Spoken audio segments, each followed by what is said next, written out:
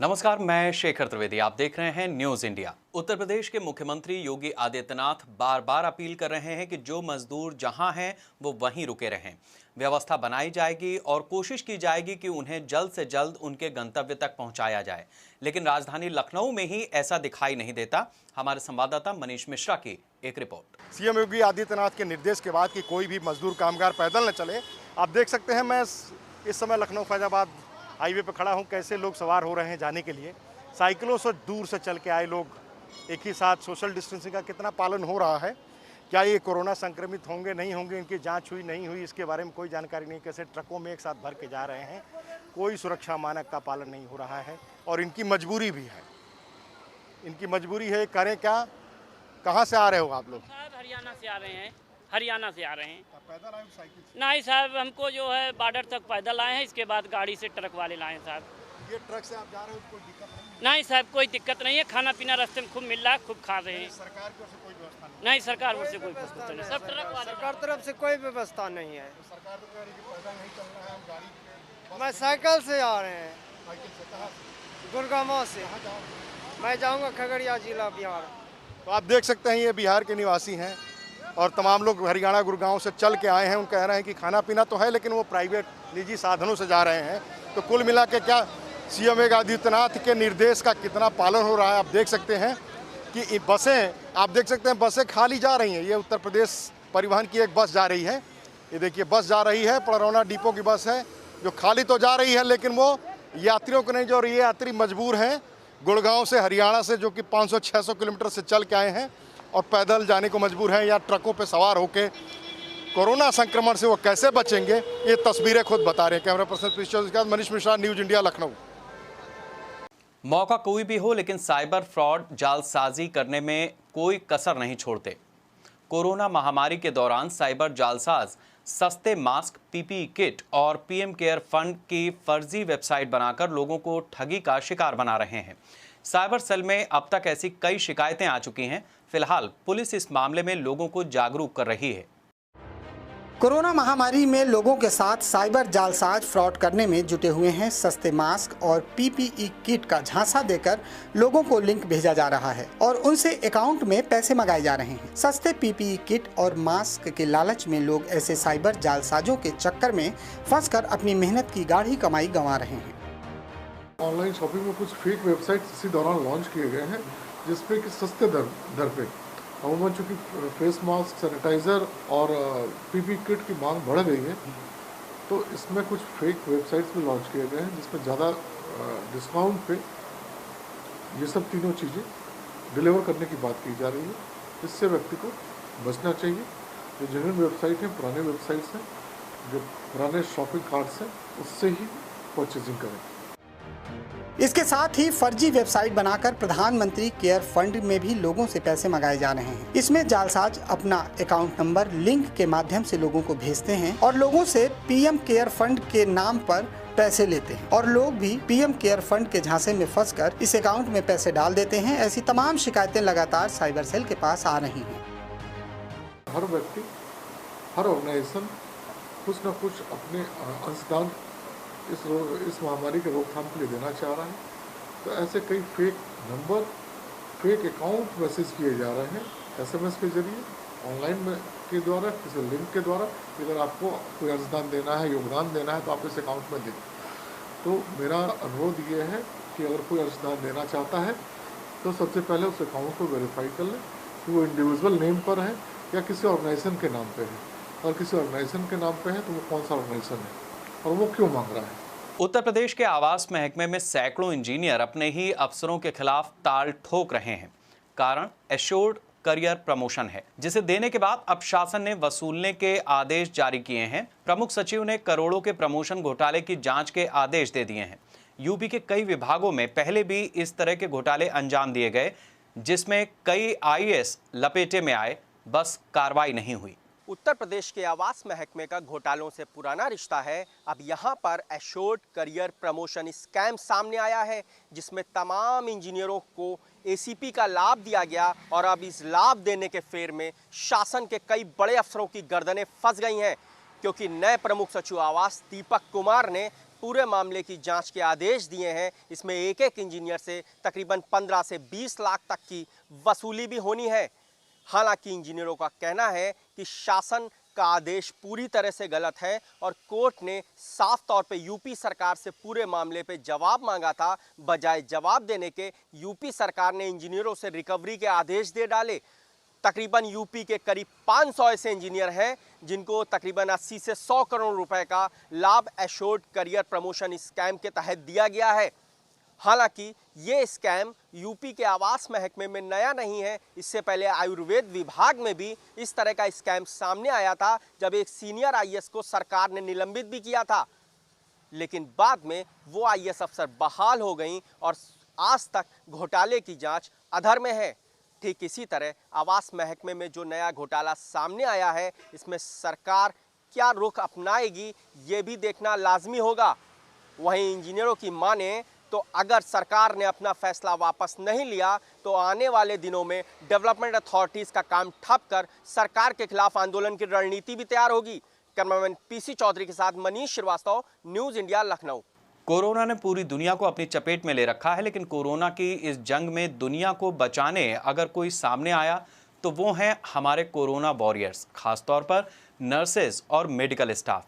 इन्हीं नर्सेस के जज्बे और इनकी कर्तव्य निष्ठा को नमन करने के लिए मनाया जाता है नर्सेस डे। एक रिपोर्ट। कोरोना जैसी महामारी ने पूरे देश को जकड़ रखा है, लेकिन कोरोना के इस जंग में अपना अमूल्य योगदान दुनिया की तमाम नर्सेज ने दिया है और आज पूरी दुनिया उन तमाम नर्सेज के जज्बे को सलाम करने के लिए अंतर्राष्ट्रीय नर्सेज डे मना रही है, जिन्होंने कोरोना जैसी महामारी के बीच समाज की सेवा के लिए अपना योगदान दिया है। हर साल 12 मई यानी आज के दिन दुनिया भर में अंतर्राष्ट्रीय नर्स दिवस मनाया जाता है। बीमारों को जिंदगी देने में जितना योगदान डॉक्टर्स का है, उतना ही नर्सेस का भी है। नर्स दिन रात बीमारों की तन और मन से सेवा करती हैं। अपनी परवाह किए बिना वो पूरी कर्तव्य निष्ठा से मरीज की जान बचाती है। यह दिन उनके योगदान को समर्पित है। साथ ही यह दिन दुनिया में नर्सिंग के संस्थापक फ्लोरेंस नाइटिंगेल को भी श्रद्धांजलि है। आधुनिक नर्सिंग की जननी फ्लोरेंस नाइटिंगेल की याद में प्रति वर्ष 12 मई को अंतर्राष्ट्रीय नर्स दिवस मनाया जाता है। इन्होंने मरीजों और रोगियों की सेवा की थी क्रीमिया युद्ध के दौरान। युद्ध के दौरान उन्होंने लालटेन लेकर घायल सैनिकों की सेवा की थी, जिसके कारण ही उन्हें लेडी विद द लैम्प कहा गया था और उन्हीं की याद में हर साल 12 मई को अंतर्राष्ट्रीय नर्स दिवस मनाया जाता है। आज अंतर्राष्ट्रीय नर्सेस डे है और इस अवसर पर न्यूज इंडिया भी उन तमाम नर्सेस के जज्बे को सलाम करती है। कैमरा पर्सन पीसी चौधरी के साथ रागनी पांडे, न्यूज इंडिया, लखनऊ। लखनऊ के लिए बड़ा मंगल बहुत खास है, लेकिन इस बार लॉकडाउन की वजह से श्रद्धालु बजरंगबली के दर्शन करने मंदिर नहीं जा पाए हैं। ऐसा पहली बार होगा जब बड़े मंगल पर न तो कोई भंडारा होगा और न ही प्याऊ। मंदिरों के पुजारियों ने लोगों से अपील की है कि लोग घरों में ही पूजा अर्चना करें और कोरोना से मुक्ति के लिए संकट मोचन से प्रार्थना करें। लखनऊ के इतिहास में बड़े मंगल का बड़ा महत्व है। आज के दिन पूरे लखनऊ में हर जगह पंडाल लगते हैं, खाने पीने की लोगों की व्यवस्था होती है और प्रसाद चढ़ता है, भोग चढ़ता है। आज बड़ा मंगल है, लेकिन राजधानी लखनऊ में आज बड़े मंगल के बावजूद भी आज यहाँ कोई भीड़ नहीं है। यह है यूनिवर्सिटी के पास का हनुमान मंदिर, जो काफ़ी फेमस है और यहाँ पर अगर आम दिनों की बात करें तो यहाँ पर बहुत भीड़ होती है और बड़े मंगल पर यहाँ पैर रखने की भी जगह नहीं होती। लेकिन चूँकि लॉकडाउन है, कोरोना जैसी महामारी है और उस बात को देखते हुए मंदिर के कपाट आज पहली बार बंद किए गए हैं और कुछ लोग जो रास्ते से गुजर रहे हैं, इक्के दुक्के लोग, वो बाहर से ही भगवान को प्रणाम कर रहे हैं और उसके बाद वो चले जा रहे हैं। और इसके साथ ही यहाँ पर पुलिस की भी भारी व्यवस्था की गई है कि जिससे कोई यहाँ पर भीड़ ना लगे, कोई अंदर ना आ सके। जो भी लोग हैं रास्ते में रुककर वो भगवान से अपनी मनोकामना मांगते हैं, भगवान की पूजा कर रहे हैं बाहर से रुककर और उसके बाद वो यहाँ से वापस चले जा रहे हैं। तो आज राजधानी लखनऊ में जो मंदिर हैं उनका यही नज़ारा है। हम और भी मंदिरों का जायज़ा लेंगे कि वहाँ किस तरह के हाल हैं। फ़िलहाल इस मंदिर में पूरी तरह से सन्नाटा है। ज्येष्ठ माह के 4 मंगल 12 मई, 19 मई, 26 मई और जून की 2 तारीख को होंगे। कोरोना संकट के कारण 17 तक लॉकडाउन है। ऐसे में बड़े मंगल पर कोई भी सार्वजनिक आयोजन नहीं होगा। पहली बार अलीगंज में महाबली का मेला भी नहीं लगेगा। दूसरी ओर भंडारे भी अब मोबाइल पर होंगे। इस बार मंदिर समिति की ओर से आह्वान भी किया गया है कि भक्त अपने घरों में ही पूजन और दान करें। कोरोना मुक्ति और भारत की समृद्धि के लिए मंदिर में सुबह और शाम 7:30 बजे आरती होगी। ये राजधानी लखनऊ के हजरतगंज का दक्षिण मुखी हनुमान मंदिर है। यहाँ पर बड़े मंगल के दिन तमाम भीड़ लगती थी, भंडारे लगते थे, लेकिन आज पहली बार अगर 250 सालों की बात करें तो 250 सालों के इतिहास में राजधानी लखनऊ के जो तमाम मंदिर हैं उनके कपाट बंद हैं। लॉकडाउन का पीरियड है, इस बात को देखते हुए पूरी तरीके से मंदिर बंद है और साथ में एक सूचना भी लिखी हुई है कि कोरोना वायरस के कारण कृपया सैनिटाइजर से हाथ धुलें और मंदिर में जो प्रवेश है उसको ना करें। तो इस बात को लेकर लोगों ने जो अपील है मंदिर प्रशासन की उसको मानी है और आज बड़े मंगल के दिन राजधानी लखनऊ के जो सबसे बड़ा अगर कहा जाए लखनऊ के हजरतगंज इलाके का ये दक्षिण मुखी हनुमान मंदिर है, यहाँ पर पूरी तरह से सन्नाटा है। और मंदिर प्रशासन ने लोगों से जो अपील की थी कि अपने घरों में पूजा करें, अपने घरों में आरती करें, अगर भगवान बजरंगबली को प्रसन्न करना है तो अपने घरों में प्रसन्न करें, बाहर ना निकलें क्योंकि कोरोना वायरस का डर फैला हुआ है और कोरोना वायरस राजधानी लखनऊ में तेज़ी से पैर पसार रहा है। लोगों ने उनकी अपील भी मानी और आज लोग अपने घरों में पूजा अर्चना और आरती कर रहे हैं। कैमरामैन गौरव के साथ Neeraj Mishra, news India Lucknow. Lockdown में जहां आपराधिक मामले कम हो गए हैं, खुदकुशी करने की घटनाएं बढ़ी हैं। लॉकडाउन के कारण सारे कामकाज ठप होने और व्यावसायिक गतिविधियां कम होने के कारण लोगों में अवसाद और तनाव बढ़ रहा है। यही कारण है कि लोग खुदकुशी जैसे कदम उठा रहे हैं। खास बात यह है कि आत्महत्या करने वालों में ज्यादातर मजदूर वर्ग से हैं। डेली वेजेस और वर्कर्स के सामने इस समय गंभीर समस्या है। आने वाले दिनों में नौजवान भी नौकरी छूटने और काम न मिलने की वजह से अवसाद में आ सकते हैं।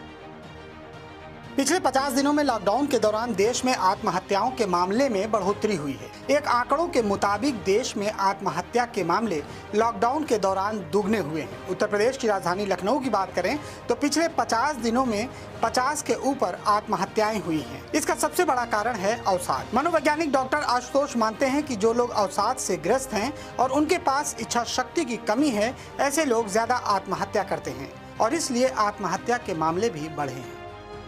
आत्महत्या के मामलों में बढ़ोतरी हुई है, उसमें लॉकडाउन का बहुत बड़ा योगदान है।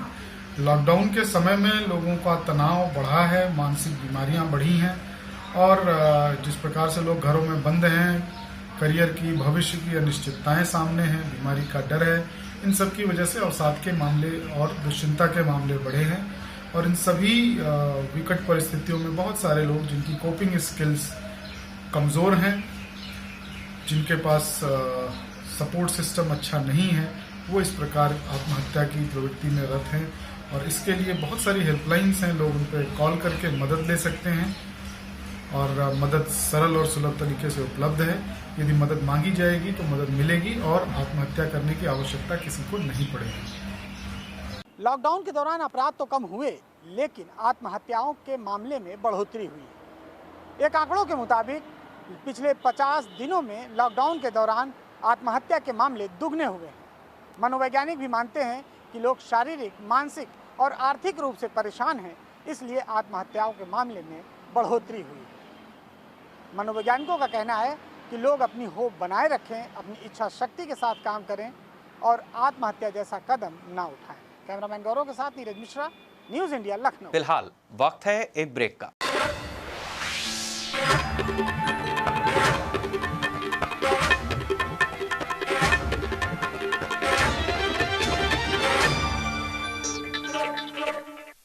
ब्रेक के बाद एक बार फिर आपका स्वागत है। लखनऊ में बड़े मंगल का विशेष महत्व है। जेठ महीने में पड़ने वाले बड़े मंगल पर लखनऊ में हर तरफ मंदिरों की घंटियां सुनाई देती हैं, साथ ही बड़े बड़े भंडारे लगते हैं। लखनऊ के सबसे पुराने मंदिर अलीगंज हनुमान मंदिर में भी इस बार सन्नाटा है। यहाँ के पुजारी बताते हैं कि हर साल यहाँ बड़े मंगल पर 9 लाख से अधिक श्रद्धालु आते थे।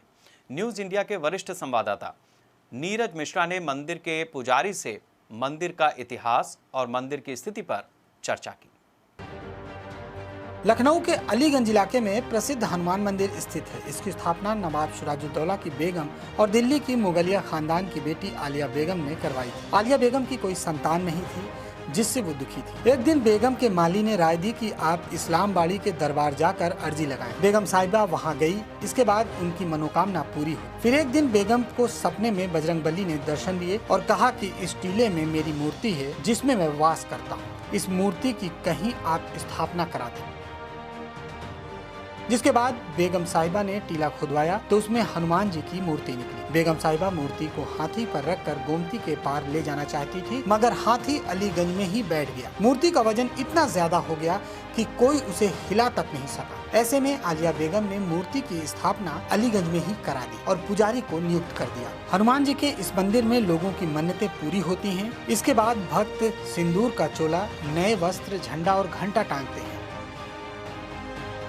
ये अकेला मंदिर है जहां पर जेठ की तपती दोपहर में लाल लंगोटी वाले युवा जमीन पर लेटे हुए हनुमान जी के दर्शन करने आते हैं और मनौती पूरी करने की अरदास लगाते हैं। ये सिलसिला पहले बड़े मंगल से लेकर अंतिम बड़े मंगल तक चलता है, लेकिन आज कोरोना वायरस के चलते लॉकडाउन है और लोग अपने घरों में पूजा अर्चना कर रहे हैं और मंदिरों में सन्नाटा है। ये राजधानी लखनऊ का सबसे पुराना और सबसे ज़्यादा मान्यता वाला हनुमान मंदिर है। आज बड़ा मंगल है और पिछले कई 100 साल की अगर बात करें तो यहाँ पर बड़े मंगल में हमेशा भीड़ लगती थी, लेकिन आज वो भीड़ नहीं है। इसका कारण भी हम जानेंगे और जानेंगे इस मंदिर का इतिहास क्या है। हमारे साथ मंदिर के पुजारी हैं।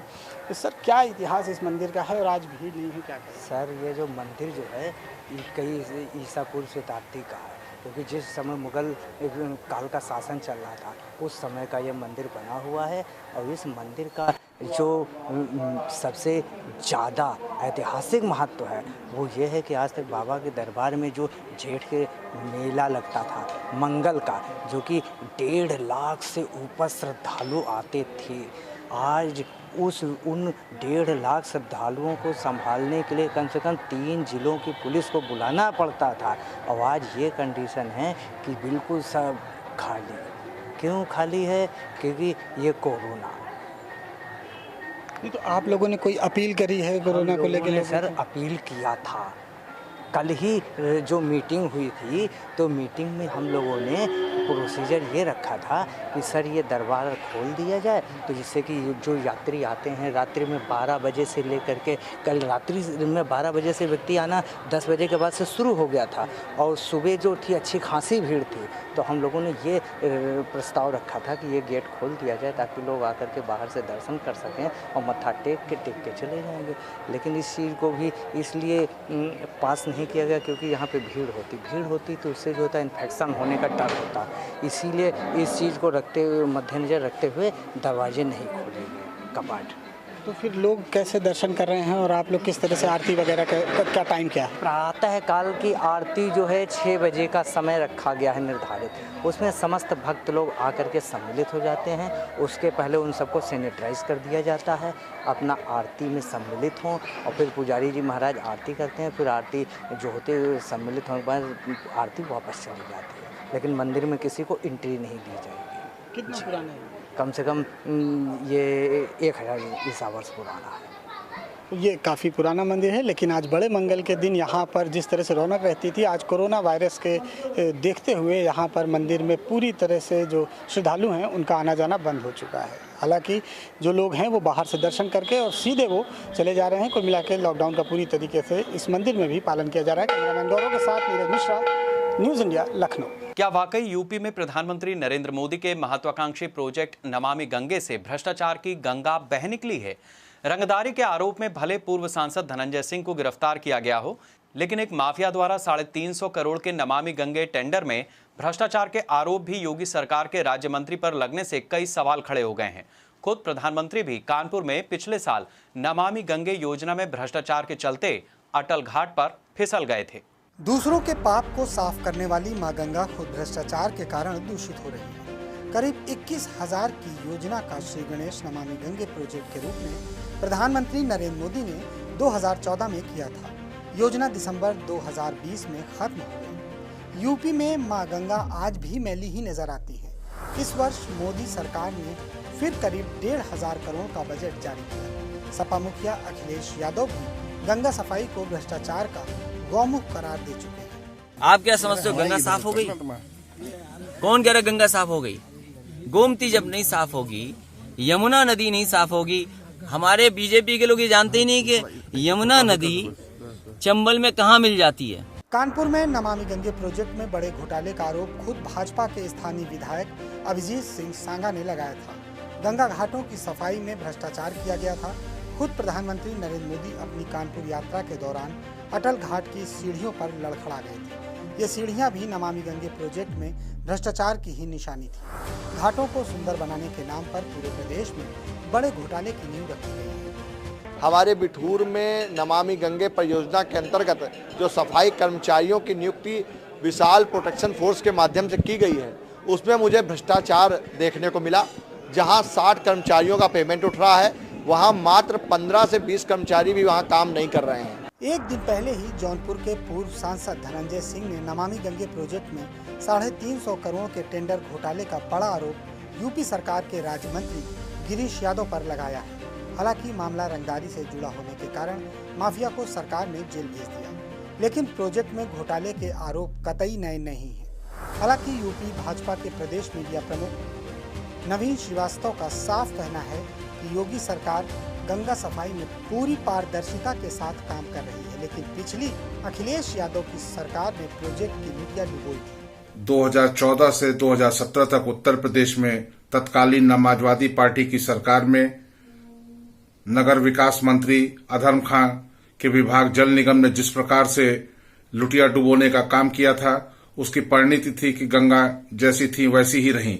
आज उत्तर प्रदेश में योगी आदित्यनाथ जी की सरकार के नेतृत्व में नमामि गंगे परियोजना पर जिस प्रकार से पूर्णतया पारदर्शिता से और बेहतर काम हो रहा है, हम इस उम्मीद में हैं कि आने वाले समय में नमामि गंगा योजना पूर्णतया पारदर्शिता से अच्छी प्रकार से संपूर्ण होगी, ताकि हम स्वच्छ और निर्मल गंगा जल का आचमन कर सकें। नमामि गंगे प्रोजेक्ट का बजट सरकार आधा भी नहीं खर्च कर पाती है। सिर्फ घाटों के सौंदर्यीकरण या एसटीपी ही नहीं, बल्कि प्रयागराज से लेकर मिर्जापुर समेत कई शहरों में घोटालों की खबरें अक्सर सुर्खियां बटोरती हैं। खुद सीपीसीबी में आईआईटी में बताया गया था कि 2013 के मुकाबले गंगा और भी ज्यादा प्रदूषित हुई। विपक्ष भी मानता है नमामि गंगे प्रोजेक्ट पूरी तरह भ्रष्टाचार की भेंट चढ़ चुका है। नमामि गंगे को लेकर भारतीय जनता पार्टी की सरकार ने 2014 में देश के आवाम के सामने जो वायदे किए आज सर्वविदित है। नमामि गंगे को लेकर जिस तरीके के भ्रष्टाचार के आरोप लगे, सरकार जवाब नहीं देती है। बहुत सारी चीजें हैं, नमामि गंगे को लेकर जो बजट आया वो पूरी तरह खर्च नहीं हुआ। तो सवाल इस बात का है, कथनी और करनी भारतीय जनता पार्टी की नीयत साफ नजर आती है। गंगा एक्ट की मांग के लिए गंगा पुत्र स्वामी ज्ञान स्वरूप सानंद उर्फ जीडी अग्रवाल भी 111 दिनों का अनशन करते करते मां गंगा की गोद में सदा के लिए समा गए। अब नमामि गंगे प्रोजेक्ट की साख प्रधानमंत्री कैसे कायम रख पाएंगे, ये आने वाला वक्त ही बताएगा। एनजीटी की माने तो देश में आधे घाटों पर गंगा आचमन लायक भी नहीं बची है। गंगा सफाई के नाम पर हजारों करोड़ लुटाने वाले सरकारी तंत्र को ये तथ्य आईना दिखा रहा है। नमामि गंगे योजना में भ्रष्टाचार की गंगा बहाने वाले अफसरों को ये भी सोचना चाहिए कि मृत्यु के बाद मोक्ष के लिए आपको मां गंगा के पास ही जाना है, तब वो जवाब जरूर मांगेंगी। कैमरामैन पीसी चौधरी के साथ मनीष श्रीवास्तव, न्यूज़ इंडिया, लखनऊ। हरदोई जनपद के बिलग्राम थाना क्षेत्र की ग्राम सभा कोयलरा गांव में भूमि विवाद के चलते जमकर लाठी डंडे चले। करीब आधा दर्जन लोग गंभीर रूप से घायल हो गए। स्थानीय लोगों ने थाना बिलग्राम को सूचना दी, लेकिन मौके पर कोई पुलिसकर्मी नहीं पहुंचा। स्थानीय लोगों की मदद से ही घायलों को प्राथमिक उपचार के लिए सामुदायिक स्वास्थ्य केंद्र बिलग्राम में भर्ती कराया गया। एक व्यक्ति की हालत गंभीर देखते हुए सामुदायिक स्वास्थ्य केंद्र के डॉक्टरों ने जिला अस्पताल रेफर किया। जहां उसकी हालत और ज्यादा गंभीर हुई तो उसे लखनऊ रेफर कर दिया गया। उनके लड़के थे 4, उन्होंने मारा। हम कूड़ा डालने गए थे कि पढ़ने के मारा, और कोई यहाँ सुनवाई नहीं हुई। कोई रिपोर्ट दर्ज ना मेरे साथ, कोई पुलिस आई, ना कुछ हुआ, ना कोई FIR दर्ज हुई, ना दवा, ना कोई डॉक्टरी हुई। मथुरा में बांके बिहारी पुलिस चौकी क्षेत्र अंतर्गत परिक्रमा मार्ग स्थित इमली तला आश्रम में नामजदों ने पूर्व महंत के साथ मारपीट कर दी। सूचना पाकर मौके पर पहुंची पुलिस ने गंभीर रूप से घायल संत को जिला अस्पताल में भर्ती कराया और मौके से एक आरोपी को हिरासत में लेकर मामले की जांच शुरू कर दी है। इमलीतला आश्रम के कमरे से चीख पुकार सुनकर अन्य संत मौके पर पहुंचे तो पूर्व महंत संत तमाल कृष्णदास महाराज घायल जमीन पर पड़े थे।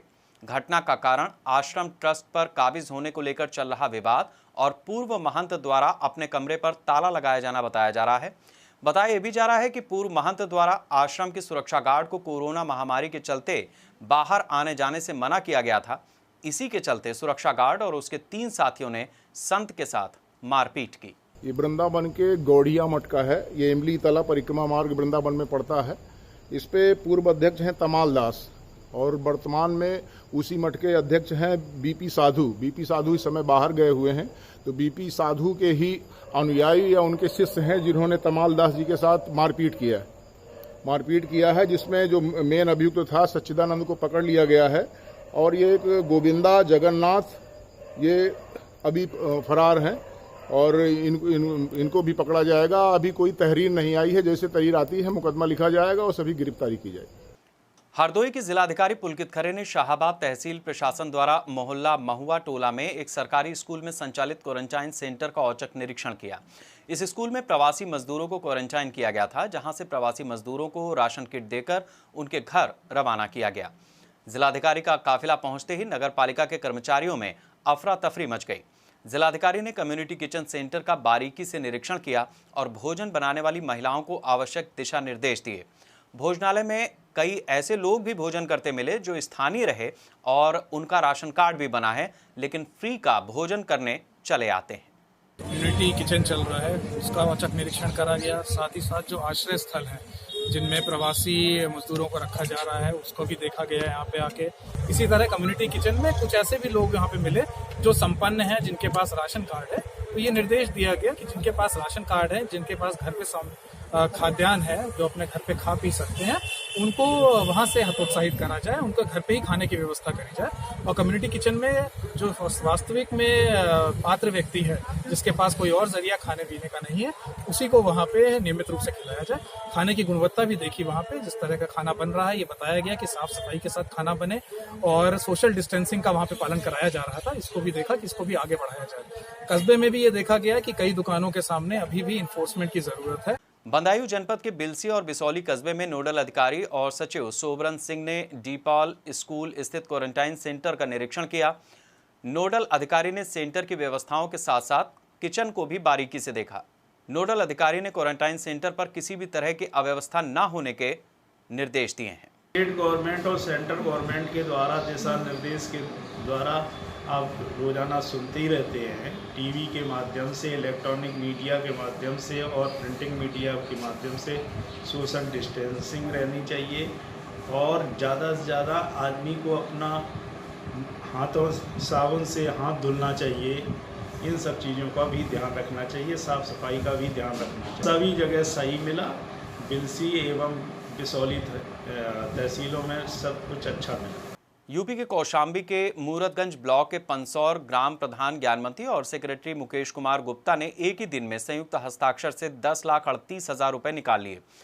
मोटी कमाई के चक्कर में उन्होंने मनमाने तरीके से 12,000 रुपए की दर से 87 शौचालय की धनराशि अपात्र लाभार्थियों के खाते में ट्रांसफर करा दी।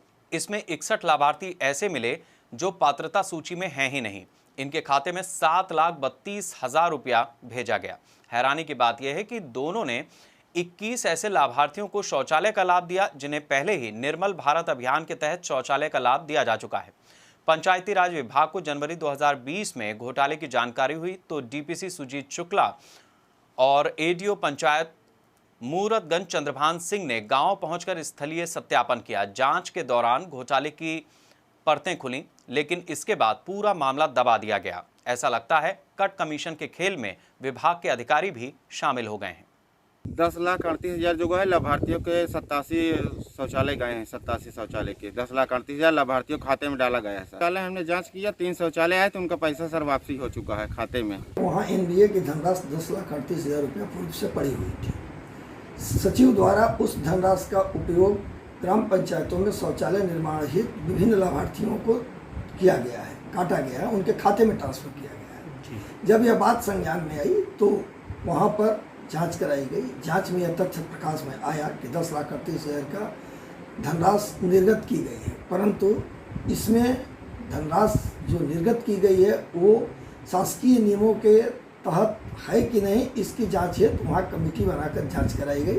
जांच आख्या प्राप्त हुई है और उस आख्या के आधार पर सचिव और प्रधान से स्पष्टीकरण मांगा गया है, जो अभी अप्राप्त है। प्राप्त होते ही अग्रिम कार्यवाही सुनिश्चित की जाएगी। लॉकडाउन के बीच संभल से बड़ी खबर सामने आई, जहां विश्व स्तरीय यारा फर्टिलाइजर कंपनी के प्रबंधक समेत 4 कर्मचारियों के खिलाफ स्वास्थ्य विभाग की ओर से मुकदमा दर्ज कराया गया है। हॉटस्पॉट एरिया में कंपनी आने पर स्वास्थ्य कर्मियों के साथ अभद्रता करने के आरोप में एसडीएम के आदेश पर भी बड़ी कार्रवाई की गई है। ये मामला जनपद संभल की गुन्नौर तहसील क्षेत्र के ग्राम महुआ हसनगंज का है। हाँ, ये तो सहयोग ना करने वाली बात ही है। टीम को जो है वहाँ 2 घंटे गेट पे खड़े रखना, कोई ऐसा टीम जो है उसको गई थी वहाँ, सबके पास आई कार्ड थे।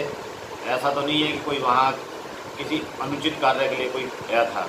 करीब 1.5 वर्ष के लंबे इंतजार के बाद बेसिक शिक्षा परिषद से 69,000 शिक्षक भर्ती का परीक्षा परिणाम जारी कर दिया गया। 1,46,060 अभ्यर्थियों को सफल घोषित किया गया है। इन सफल अभ्यर्थियों की सूची से मेरिट तैयार होगी, जिसमें अभ्यर्थी सहायक शिक्षक के पद पर तैनात होंगे। परीक्षा में 84,000 से अधिक ओबीसी वर्ग के अभ्यर्थी सफल हुए हैं। 38,000 से अधिक डीएलएड अभ्यर्थी सफल हुए हैं। सामान्य वर्ग के 36,614 अभ्यर्थी, जबकि एससी कैंडिडेट की संख्या 24,000 से अधिक है। बुधवार से www.atrexam.upsdc.gov.in पर परिणाम देखा जा सकेगा। इस बुलेटिन में इतना ही। नमस्कार।